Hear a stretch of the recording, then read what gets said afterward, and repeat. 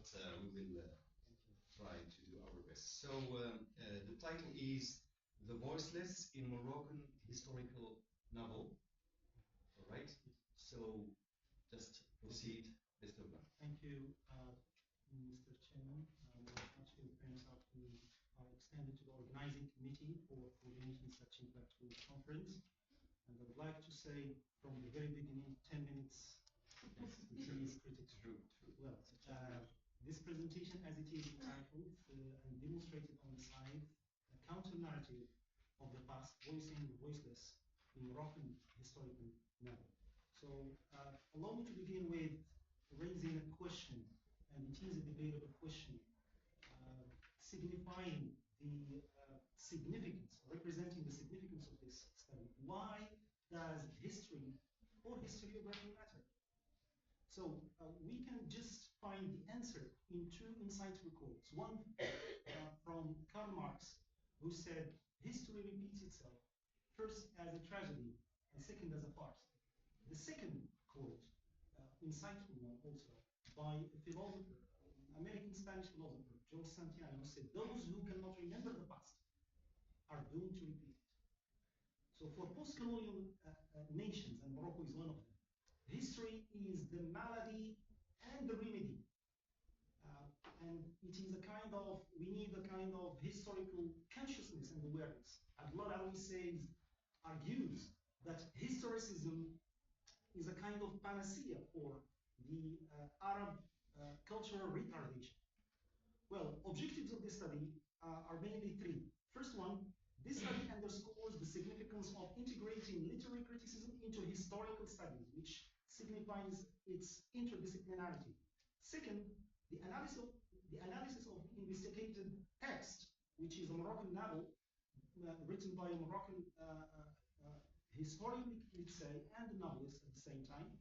So this text illustrates the rereading of Moroccan texts within the decolonizing framework. Finally, this paper seeks to contribute to an ongoing debate about what function does fiction has in rewriting history and rewriting the narratives of the subalterns, if we may say. Well, the eclectic theoretical framework for this study is adopted as an eclectic one. First, drawn from Edward Said's representation of Orientalist representation. Said in Culture and Imperialism, and his famous book, argues that the ex-colonies are left with a legacy of humiliation and degradation, so that we need to reread and rewrite and reconsider and reimagine these kind of histories. Second, Spivak's seminal essay about the subalterns and the absence of their voices in history.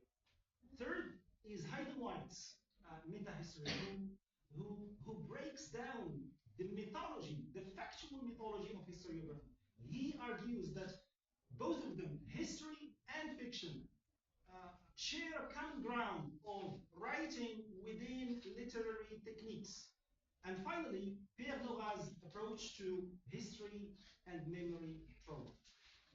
Move on. Before delving into this text or the text analysis, allow me just to give a few hints about this genre or subgenre of historical fiction.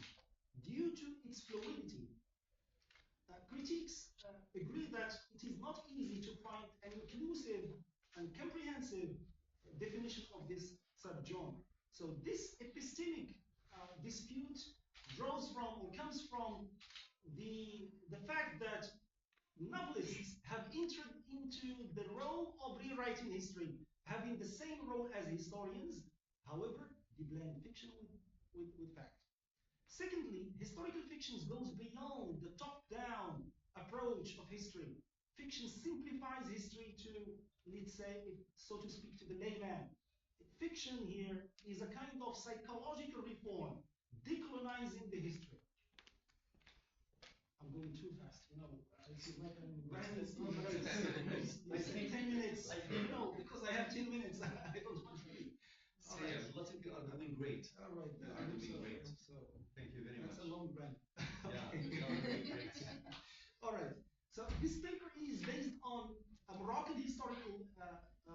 fiction or novel which is named Al-Faqih, written by outstanding novelist and historian and thinker Hassan Uri, Professor Hassan Uri. This novel translated at the same year, in the same year, 2025, this year, into Spanish by an Arabic professor in Granada University, Anna Shamset.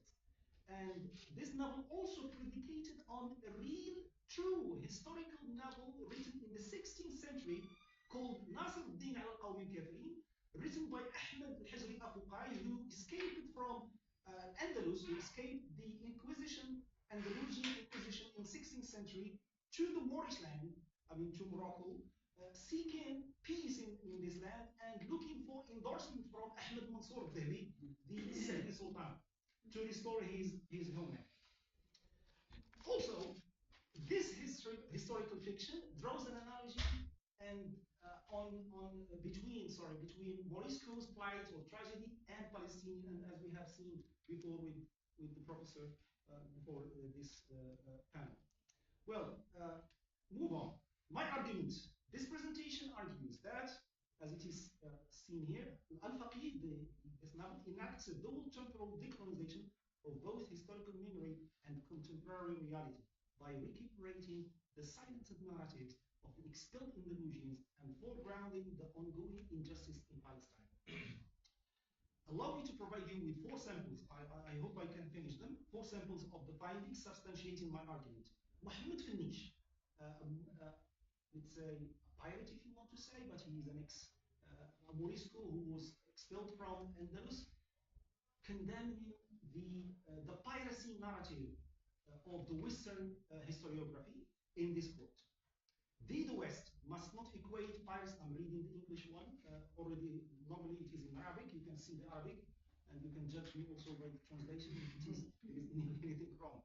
The West must not equate piracy with banditry, but on the contrary, with a noble fight of people who have been expelled from their homes. The passage sheds light on the silenced voice of the pirates and the eclipsed part of history that historians neglect. It is a fact that normally it is called naval jihad or jihad bahri, not barbary piracy as it is demonstrated and delineated in Western historiography. Awreed in this novel reconsiders the piracy narratives from the perspective of the subalterns whose version of the story has been neglected. And today it is the subalterns' turn to speak and spell out their suffering, their plight, their tragedy also. Al-Faqih, this novel, therefore decolonizes the Western historiography and historical narrative that turned a blind eye to the cruelty of the oppressors, the inquisitors, the Spanish inquisitors, while demonizing the piracy movement which was along Morocco's coast, especially in Seda and Rabat. Move on to the second one about memory trauma. Let's consider the following excerpts representing a father to a son. A father talking to a son about encouraging the offspring to cling to their culture and memory. The quote says, "How grievous it is for people to lose their language and culture. Those subjected to such loss are left with only 2 paths: only to submit to the hegemonic culture through acquiring the colonizer's language and absorbing its customs, or to reject the intruder's culture and confront it with resisting word and deed." The quote constitutes a powerful reflection on the impact of cultural erasure, memory amnesia, and how oppressed must react and fight back to respond to this hegemony through decolonizing the memory and resisting its trauma. The relationship between history and memory trauma is delineated by Pierre Nora in his seminal essay, Le Vieux de Mémoire, when he says that the quest for memory is the search for one's history. This is a quote. Another quote. "And memory fracture results in fragmented and unknowable past." So in light of this, the words of the Shihab Din, who is speaking here, a father, mirrors a deep awareness of the memory trauma and the urgent need to fight back by preserving memory and history from oblivion. The Forgotten Pulse is the third one, and before the last one. Just bear with me. In the title. All right. the forgotten pulse of Arab civilization. The truth is that we are descendants of a great civilization. We hold its legacy as witnessed by the majesty of Kerala, the beauty of Alhambra, the love of Ibn Arabi, and the rationality of Abumpus and Averroes. The text not only unveils the Western historical narratives but overlooks the Arab scientific philosophical advancement in Al-Andalus, and not only in Al-Andalus, because while Europe was in the Dark Ages, Arabs, Berbers, Amazigh, name it as you like, in Andalus and Baghdad, were flourishing, making advancements in philosophy and intellectual advancements.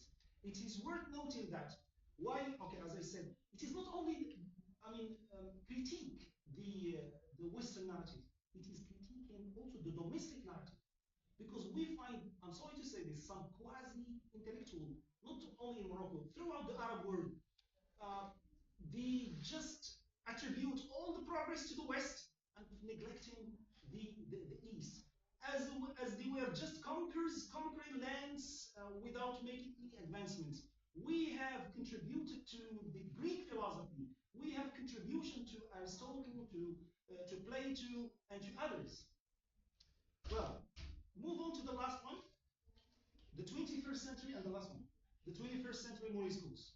Have a look at this passage, which is entitled 21st century Moriscos. Perhaps our tragedy with Andalusian is the curse that afflicts the Muslims, the weaknesses that resettles over the nation of Islam. Others may be persecuted after us, expelled from their homes, as we were, and they too will receive no help from their own. Through juxtaposing Morisco's plight and others, the Bosnians, 1990, the Uyghurs in China, 2010, and Palestinians since 1948 up to now. This is a kind of demolition of 500 wall of time and projecting the present on the past and the past on the present. This is what historical fiction does. The plight of tragedy, of the Palestinian tragedy, operates as a carbon copy of the Moriscos.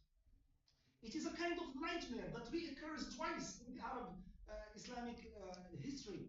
Reimagination of the Moriscos' past and dream of restoring the Andalus constitute as a pastiche of the contemporary history, aspiration to free the occupied land. Conclusion, and before the conclusion, please, in the same vein, to illustrate the 21st century Moriscos, let's consider, for example, what Donald Trump, the president, the current president of the USA. Israel should finish the problem in Gaza and relocate Palestinians. I don't know why they don't move people out. How else can this be understood if it is not the 21st century exalted? Isn't like Ferdinand and Isabella and Philip III incarnate in Donald Trump and Netanyahu today? So I guess the answer is clear. To conclude, two major points to bear in mind. One, Al-Faqir imagines the past to unveil the silenced voices and to debunk the fabricated historical claims.